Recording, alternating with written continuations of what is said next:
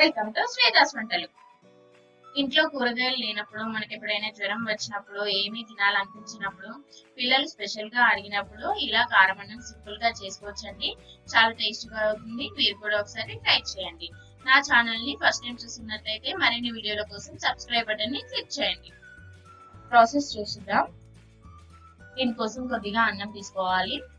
వేడన్నమైన సద్దన్నమైన పర్లేదు. సద్దన్నం వేస్ట్ చేసుకోకుండా నైట్ కి పొద్దున కూడా చేసుకోవచ్చు. టిఫిన్ లోకి సింపుల్ గా చేసుకోవచ్చు. దీంట్లోకి 1 టేబుల్ స్పూన్ కారం, 1 టేబుల్ స్పూన్ ఉప్పు, 1 టేబుల్ స్పూన్ ధనియా పౌడర్ వేసి అన్నంకి మొత్తం పట్టేలాగా మంచిగా కలుపుకోవాలి. ఇలా కలుపుకున్న తర్వాత పక్కన ఉంచుకోవాలి. ఇప్పుడు ఒక ప్యాన్ తీసుకొని 2 టేబుల్ స్పూన్ ఆయిల్ వేసుకోవాలి.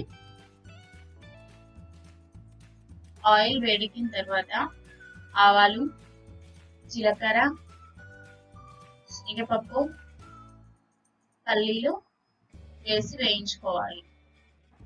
పోపులోకి శనగపప్పే కాకుండా మినపప్పు, పెసరపప్పు ఇట్లా వేరే పప్పులు వేసుకోవచ్చండి. ఇందులోకి కట్ చేసి పెట్టుకున్న పచ్చిమిర్చి, ఉల్లిగడ్డలు వేసి మంచిగా కలుపుకోవాలి. లో ఫ్లేమ్ లో పెట్టుకొని ఉంచుకోవాలి. ఇలా గోల్డెన్ కలర్ వచ్చే వరకు ఉంచుకొని పసుపు, అల్లం వెల్లుల్లి పేస్ట్, కరివేపాకు, కొద్దిగా కొత్తిమీర వేసి కలుపుకోవాలి.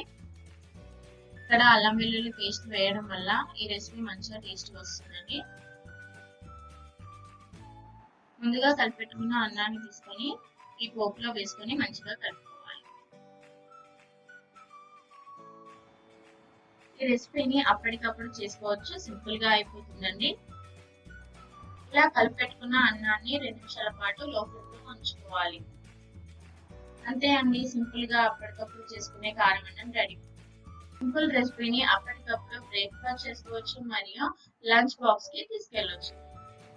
మీరు కూడా ఈ రెసిపీని ట్రై చేసి ఎలా వచ్చిందో కామెంట్ లో చెప్పండి. మీకు ఈ వీడియో నచ్చినట్లయితే లైక్, షేర్, సబ్స్క్రైబ్ చేసుకోండి. Thanks for watching the video.